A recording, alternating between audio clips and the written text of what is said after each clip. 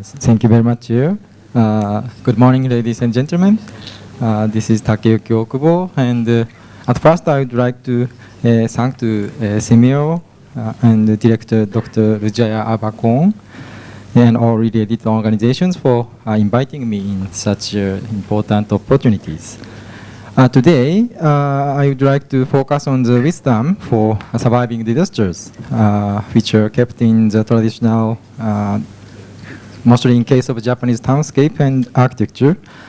And the topics of disasters are fire, flood, so you're also very familiar, and earthquake-related disasters. And at first, I would like to, so sorry, because my presentation must be a little bit different from your handout because in this early morning I just arrived here, and during the flight time I tried to modify it, so I'm sorry. But through this discussion we will be able to understand the cultural diversity for conserving cultural heritage towards the next generations, for you and your next generations. First, I would like to show you some sceneries which are peculiar to Japan, my country. So have you ever been to Japan before? Oh, great. Oh, oh, so many. Okay, that's great. So, you know, since Japan is a long country from north to south, townscapes are varied in accordance with different climate and natural features. Let me show you the typical townscapes from regions with heavy snow to southern regions. I have selected the regions from the preservation district, which were founded along with the revision of law for the protection of cultural properties. And now 110 districts have been designated by the Agency of Cultural Affairs up to this beginning of this year.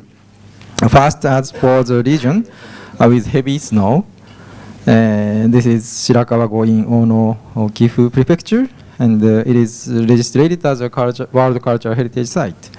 The scenery of the houses with steep thatched roof, called Gassho style house, in snow is majestic and makes us feel at home for Japanese peoples.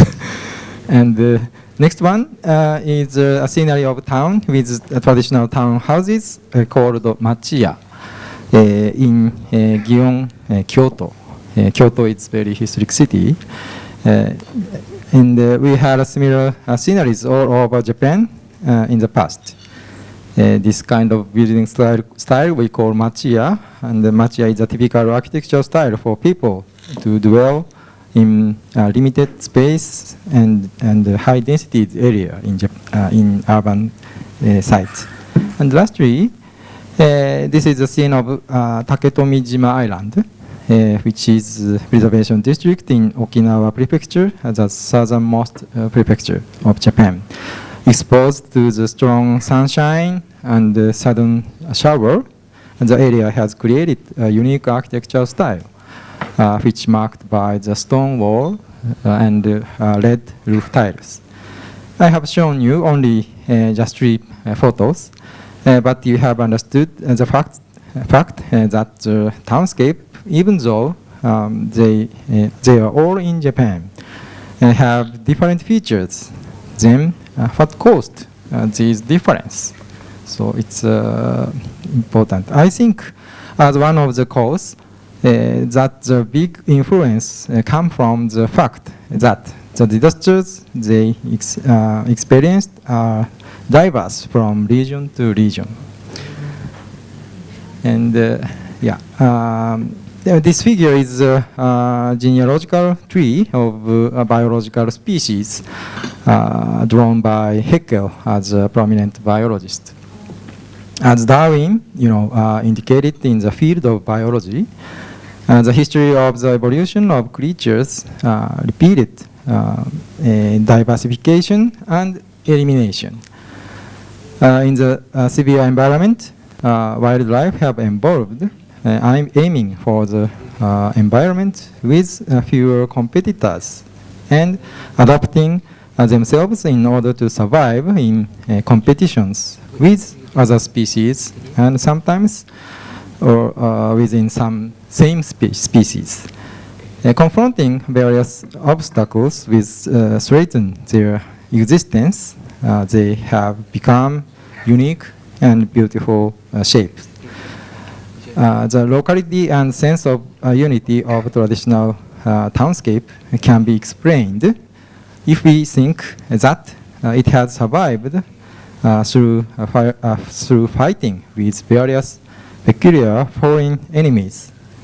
Here, I would like to focus on the disaster as foreign enemies. Okay, so the time is very limited, so sometimes I would like to skip some slides, sorry. And okay, so yeah, from first I would like to focus on the fire. So approximately in most Asian countries, you also use timber materials made by wood. So in traditional Japanese architecture also, towns and villages are basically made of wood. And wooden culture has been matured through the history of some thousand years. However, wood is very flammable, so that once fire occurs, it spread all at once. Before the modern period, big fires were kind of daily disasters, in a sense. So, okay, it was unique, important to protect variable properties from fire at that time. This is the typical style of dozo. Can you see the photographs clearly? Okay. And that's why dozo was built in order to store and protect the valuables which cannot be carried out when people were to evacuate. And the dozo is a storehouse whose outside wall is covered with thick mud wall and finished with plaster work to make its exterior fireproofing. So in most cases, with Japanese traditional houses, it's just a naked wooden buildings, so that it's very, very flammable. But for gave it fire proofing performance, we put on the mud plaster on the surface like this. And as most of the part of dozo is covered with mud, it is unique. It is quite tough against fire, but it easily dissolves and flows because of heavy rain. So it's because it's made by just mud plaster. So to protect this, roof is placed on the top, like these photographs. However, wooden framed roof can be easy to burn up, and vulnerable commodities inside cannot be protected. So that is why roof is only placed, and it can be easily taken away when a big fire is spreading. So it's it doesn't connect it on the directly to the structure of the building.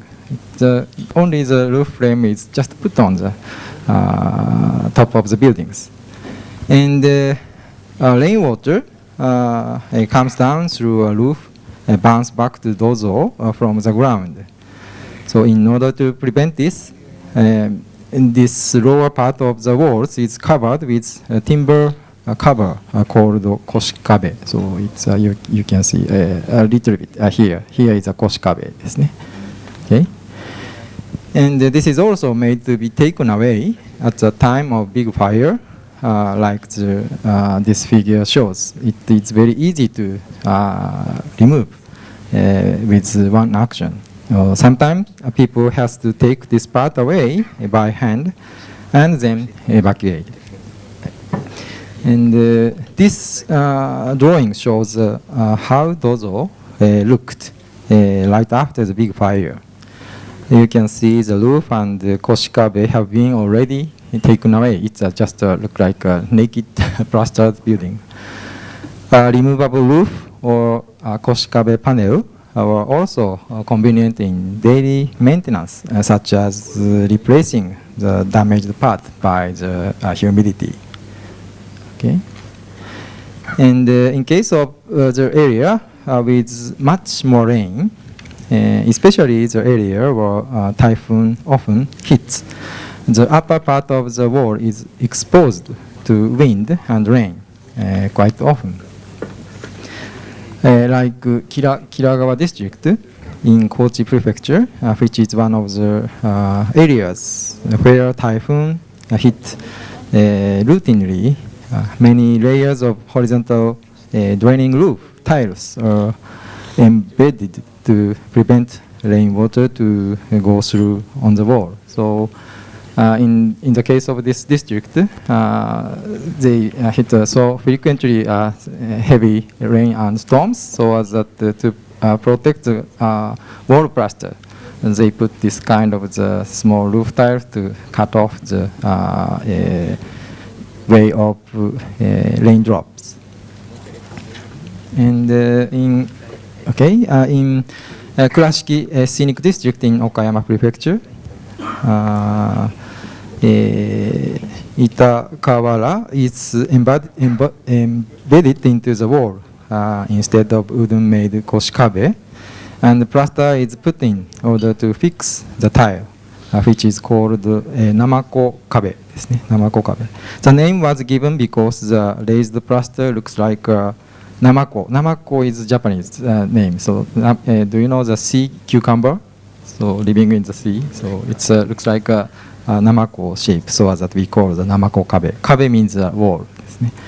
And this is to make the surface of the mud wall water resistant. So there would be no need of taking off the wooden wall at that time of fire. And exercising wisdoms for fire prevention measures with architecture is also an important element of townscape. In Sanmachi area in Gifu Prefecture, residential land subdivision has not changed since the Edo period, 16th centuries. And it has been tradition for each houses to have dozo at the backyard of each lot. Here is an example of dozo standing in line. You can see this is a section of a plan of the dozo, and each housing lot have a similar utilization of each site, so as that at last that those dozo buildings make a line, and many dozo standing in line is very useful as fire break belt in the town. So this building is very important for keeping the safety from fire. But from the viewpoint of townscapes, it also works as a fire belt or firewall for whole of the block. And as for the last part of the protection measures of fire, from fire, I would like to mention about the traditional idea of reducing disaster, which can be ultimate fire prevention measure. It is called development of town with rich water, which can put the fire out. Sorry, the figure is not so clear, but the castle town of Tsuwano in Gifu Prefecture has history of 700 years. And nearby 80% of the land is occupied with the mountain, and the Tsuwano River runs through the center. There are water channel network in this town, whose water is taken from the Tsuwano River. These channels were built as firefighting water. So the purpose of those small water channel is fire prevention. And currently, the modern fire hydrants are prepared in this town, of course. But however, the water in the channels is still in use as firefighting water supply. Even for modern firefighting with fire engines. And a big fire occurred twice in the Edo period. Since then, residents have paid close attention to a fire And even today, they hang buckets from the eaves of, for fire prevention. They do not put buckets on the floor. Instead, they hang them from the eaves above the channels. So here is buckets. So you can see the, I'm sorry, this photo is not so clear, but each houses have this kind of the buckets on the similar places, so as that you can see each street, and you can find the name of the street on the bucket, so as that it's a kind of the identity of the townscape in the same time. And next, I will talk about the flood control measures. So about 66% of the land being covered with mountains and forests, Japan has been blessed with rich rainwater. On the other hand, Japan is an island country created with clusteral deformation at the plate boundary. Therefore, most of the part has a topography of very steep mountains falling into the sea within a short distance. That is why many rivers have rather rapid stream, and we have been troubled with flooding since ancient time. Please look at this figure. Blue-colored ones are the rivers in foreign countries like Europe or so Mekong or something. Rivers in Japan classified as a very rapid stream. Among the disasters we have, flood occurs frequently and causes big damage to our society. Therefore, flood is a serious hazard against which countermeasures are especially needed. And Nobi Plains is a typical area where people have coexisted with flood from way back in order to engage in intensive hydroponic farming in narrow plains. To get fertile land with utilizing flood, protecting living environment of farmers is a thing to be solved. They constructed a dike called waju. Waju is Japanese, but it is some types of river dike around the village, and choose to dwell there with the purpose of protecting whole village from flood. The feature of this waju dike is imperfection of downstream being open, and the structure is rather doubtful. Of course, in most cases, it is very easy to imagine. So, to protect this is more perfect to protect the inside villages from flood. But they choose to make the end open for downstreams. It was so if you make a dike like this, it was impossible to construct a strong dike with enough height with dike construction technologies at that time. So, considering flood, they choose to have possibility of restoration rather than to have permanent protection against flood. So, if you make dike like this, and if the flood attacks the villages, approximately after the flood gone, but the water will be still in the dike. But if you make it the dike like this shape, after the flood gone, approximately the water can be very easy to get up from this open side. So that our ancestors think about more for rehabilitation or reconstruction after the disasters. And here, constructing an architecture on the foundation made of stone wall is the idea of not being flooded above floor level. So it is very simple. So to protect the flood disasters, so if you can only make the basement more higher than the before, and because of these methodologies, you can see the similar how to say so basement levels in the whole villages, so as that it is also be a kind of the identity of each villages around this district. And a shrine which dedicated local deity that protects the land has been settled on the top of a hill in a community. Due to the religious reason of worshipping the place, it is very difficult to move, completely move to shrine to other place. Therefore, this shrine has been moved many times to the place with less damage from flood, little by little. So the shrine is now located in the safest place in the area after overcoming the long history of flooding. So that in the case of Japanese flooding area, if you can find some traditional shrines or traditional temples, it indicates the safest places through the history. And approximately this idea is similar to Thailand. At the lowland where Waju is formed, it is a long time, like several weeks for residents to live in evacuation shelters until flooding water disappears.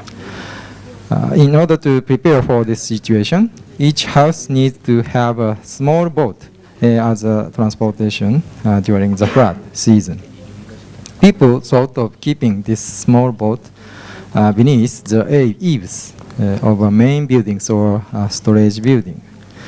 As it is shown in this photo, some people keep their boats hanged on the beams. This is called age bune, means put up the boat, and they can use it immediately at the emergency situations. Okay, and the similar idea of disaster mitigation can be found in design concept of individual architecture. As you see in the photo, Katsura Rikyu is here, had been used as an imperial villa.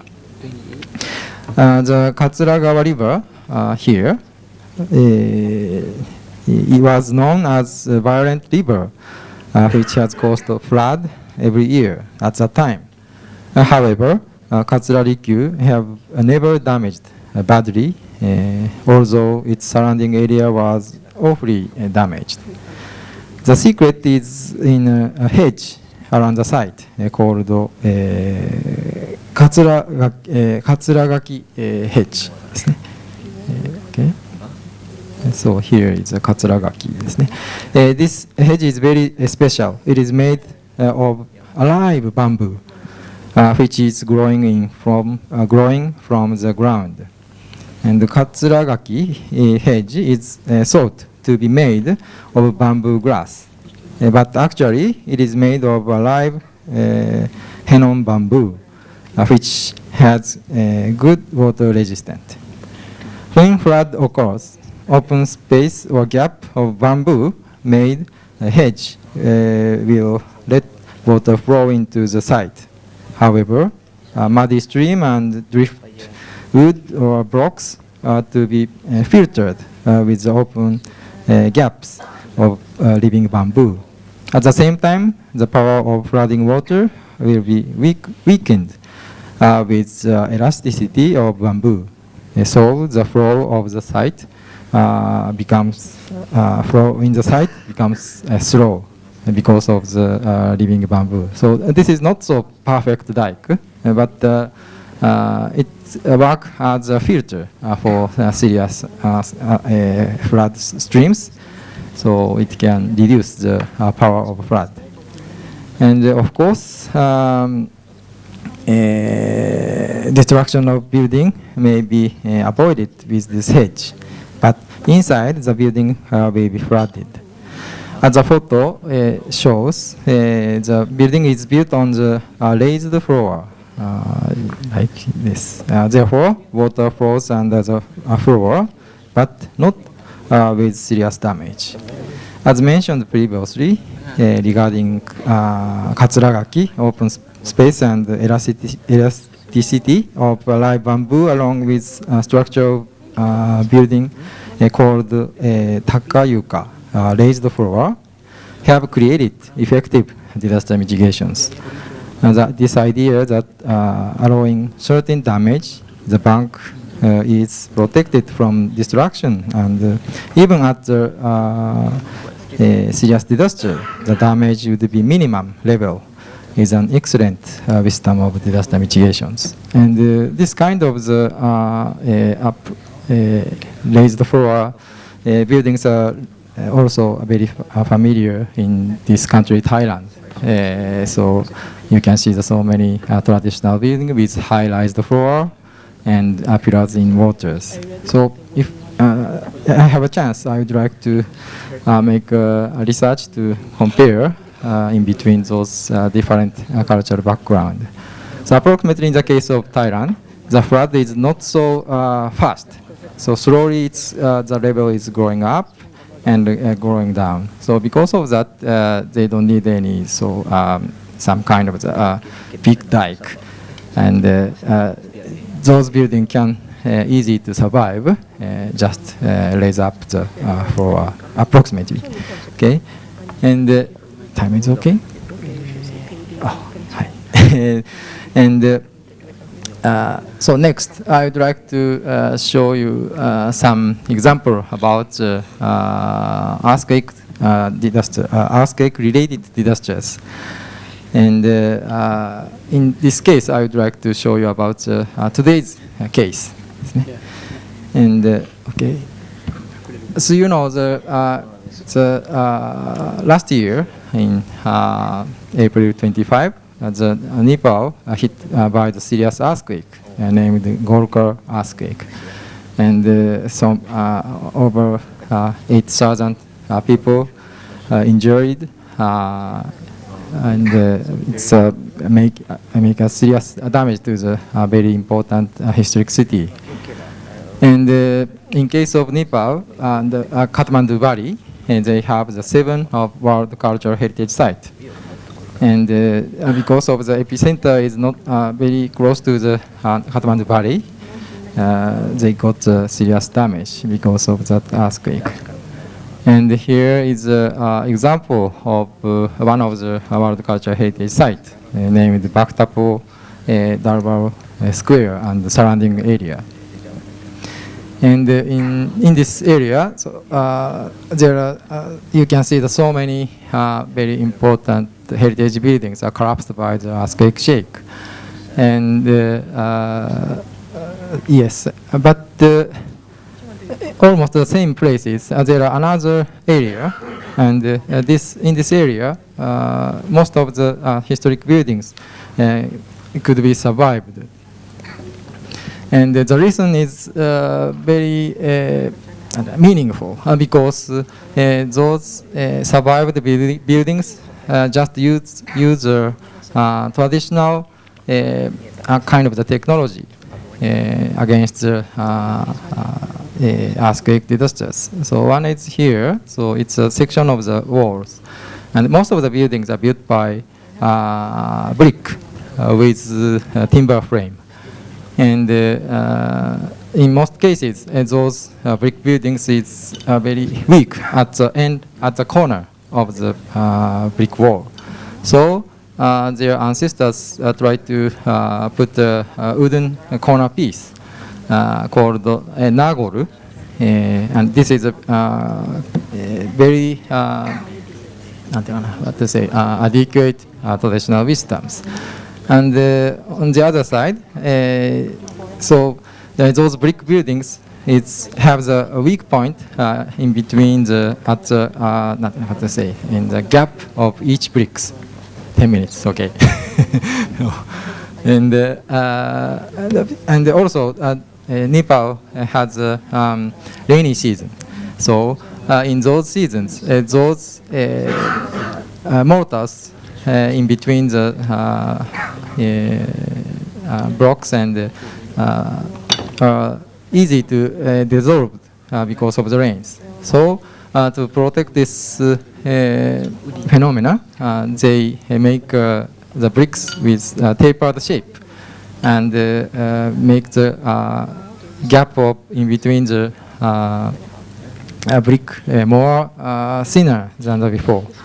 And also they use mud mortar with brick powder and rice husk to give the mortar elasticity. So they call it sulky. So this is very traditional way. And those combination of traditional technologies, some of important building can survive. And in the case of Darbar Square, Patam, here is also another World Cultural Heritage Site. And so typically, in the case of Kathmandu Valley, most of the historic districts are made by this kind of the very high density building blocks with open spaces, small open spaces with it's connected in between the underpass. And those combination of various types of open space named courtyard is a very important, has a very important cultural value for landscape. And right after the earthquake, those open spaces, courtyard, used as an evacuation space for local people and also for the visitors. And in most cases, those open spaces has traditionally has a water place, a religious water place, or underground water well for daily basis. So as that right after the earthquake, the city water system doesn't work, but most of the people can survive with using the traditional water resources for evacuation life. And in the scene of the, in the case of Japan, so you know, we hit a serious earthquake and tsunami in 2011. And sorry. And in that case, it's a kind of the mystery, but most of the major shrines and temples which have the long history could survive from the tsunami disasters. Because of that, this is the case of the Zuiganji Temple in Miyagi Prefecture. This, I'm sorry, this is not so clear, but this hatched area is suffered by tsunami. But the main building and also the some other temples can survive slightly from the edge of tsunami. And this photograph shows the scene right after the tsunami disasters. So you can see that so many people evacuated in the spaces of training house. So in the case of Buddhism, you know, they sometimes those temples has a meeting space or training rooms for young monks or religious activities, so as that they can utilize those space for evacuation space. And also they can utilize candle for lighting in the dark night. Because right after the earthquake, the electricity power is totally cut off. But they can utilize such religious light for night times. And of course, they can provide food using some special food. So originally it's given for the god, but in the scene of the disaster situations, the monks can provide those food for the evacuation peoples. And this photograph shows evidence to survive, slightly survive the shrines and temples. So the tsunami almost come up to the top of the hill, but those buildings can survive. So, so that if we can think about why those traditional or historical buildings or buildings or spaces can survive in a long history of disasters. So it must be a very important information for us to think about how to make the safety for future generations. And okay, I have introduced you the wisdom of disaster mitigation, which can learn from the history in accordance with different kinds of disasters. And the survival design practiced and improved with tradition and history are the point of view that modern disaster mitigation has overlooked. It can be said that they are the practical values which has been crystallized to the style or form with a long time from the time with no modern technology or materials. In Sendai Plain, which got damaged by the Great East Japan earthquake in 2011, there is a tradition which forms a continuous igune with windbreak forest planted around the house in each community. And in that time, a huge amount of debris carried away by the tsunami was blocked with this igune and protected inside building, as it is shown in these photographs. So originally, this small forest built for wind protection, but in the scene of the tsunami disasters, it can also work as a fence for tsunami also. So as that, presently, many damaged areas have started to the town development in various ways, aiming for reconstruction of communities. And some districts decide to utilize this igune forest culture to revive their own town areas with safety from tsunami, and also keeping their traditional culture for future generations. Okay, for conclusion, okay, take a look again to this traditional knowledge in your own country and the site. Of course, today I have not so enough time, so that I just show you about the mainly Japanese case.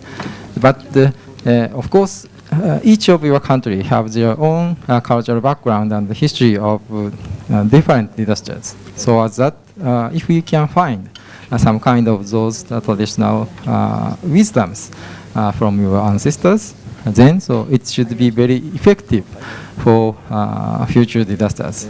Because, of course, in these days, we have so strong tools named modern technologies. But you know, in the scene of the serious disasters, sometimes those technologies doesn't work. But in the case of those traditional knowledge, it can decrease the damage at least. So they will be effective for both of cultural diversity conservation and disaster mitigation in the same way. So we need to investigate and compare these elements in between various countries for intercultural understanding for beautiful and safer future. Okay.